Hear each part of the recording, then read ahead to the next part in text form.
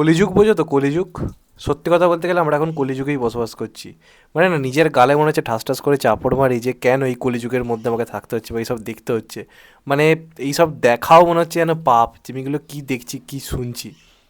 মানে এমন একটা কলিযুগে বসবাস করছি যেখানে দেখা যাচ্ছে রুদ্রনীল ঘোষ সিনেমায় কাজ পাচ্ছে না বলে ইন্টারভিউতে বলছে আমায় কাজ দেওয়া হচ্ছে না, এদিকে রাজুদা পরোটা বিক্রি করে হইচইয়ের ওয়েব সিরিজে কাজ পেয়ে যাচ্ছে।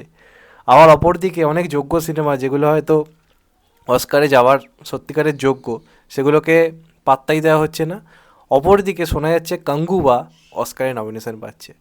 কি সব কিছু মানে কেঁপে উঠছে তো, থরথর থরথর করে কাঁপছে তো। আমারও কাঁপছে। প্রথমে বিভিন্ন ফেসবুক পেজ থেকেই খবরটা ছাড়া হয়, যেখানে দেখি বলা হয় যে কাঙ্গুবা অস্কারে আছে। আমি ভেবেছিলাম মজা করছে, ট্রোল করছে সিনেমাটাকে, যে চলো ভাই এটাকে নিয়ে একটু মজা করা যাক, আমি এরকমই ভেবেছিলাম। তারপর আমি গুগল সার্চ করলাম, লিখলাম কাঙ্গুবা অস্কার বলে লিখলাম, লিখে আমি দেখলাম নিউজে যাই, সমস্ত রকমের নিউজ পোর্টালগুলো কিন্তু এই খবরটা দিয়েছে। তার টাইমস অফ ইন্ডিয়া থেকে ইউয়ান টাইমস, প্রত্যেকটা বড় বড় যে মানে নিউজ পেপার রয়েছে প্রত্যেকটা জায়গায় খবরটা জাস্ট ছড়িয়ে পড়েছে। এটা শোনার পর না মাথা কাজ করছে না। আমার তো মনে হচ্ছে আমার কাঙ্গুবা সিনেমাটাকে রোস্ট করা ওইভাবে উচিত হয়নি। আমার বাড়িতে এনে এখানে একটা কাঙ্গুবার পোস্টার লাগিয়ে রাখা উচিত ছিল, আর প্রত্যেক দিন ভিডিও করার আগে সুরিয়ার পাশ হয়ে নমস্কার করা উচিত ছিল। মানে এগুলো কি হচ্ছে? অস্কারের মতো একটা জায়গা যেটা অত্যন্ত পক্ষে বিশ্বাসযোগ্য, এমনিতেই রিসেন্ট টাইমে সব কিছুর ওপরই বিশ্বাস হারিয়ে যাচ্ছে। আইএমডিবি বলি, উইকিপিডিয়া বলি, বা আরও যা যা জিনিস রয়েছে, অ্যাওয়ার্ড সব তো দেখাই হয় না। অস্কারের প্রতি একটা জায়গা ছিল, একটা রেপুটেশন ছিল। এর আগে যখন ট্রিপল আরে ওই যে নাটু নাটু গানটা অস্কার পেলো, সেটা নিয়ে কিন্তু আমার কোনো প্রবলেম ছিল না, সেটা সত্যি ডিজার্ভ করে, সিনেমাটাও ভালো, প্লাস ওই গানে দুজনের যে পারফরমেন্স ছিল সেটা মেনে নেওয়া যায়। এমনকি যে আল্লু অর্জুনে যখন জাতীয় পুরস্কার পেলো অনেকে ট্রোল করেছে, আমি কিন্তু করিনি, কারণ সত্যি কথা বলতে গেলে আল্লু অর্জুনের পারফরমেন্স টপ নচ ছিল।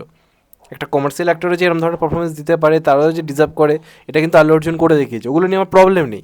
কিন্তু তাই বলে কাঙ্গুবার মধ্যে একটা এত অখাদ্য সিনেমা, যেটা দর্শককে পুরো চুদিয়া বানিয়ে দিচ্ছে হলের মধ্যে, টিকিট কেটে মনে হচ্ছে নিজের পুঁদের পেছনে ঢুকিয়ে দিই, সেই রকম একটা সিনেমা যখন শুনি অস্কারে যাচ্ছে, অস্কারে নমিনেশন পাই, তখন কিছু বলার থাকে না।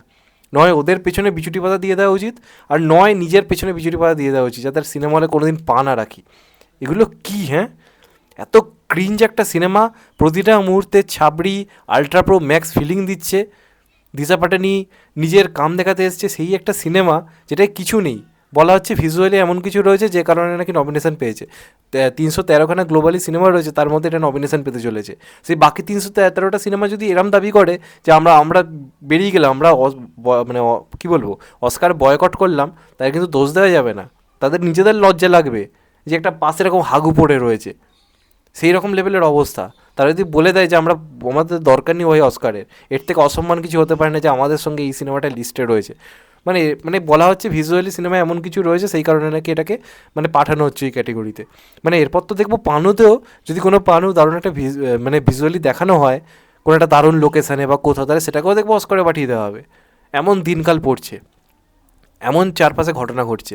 এটা কি ভাই?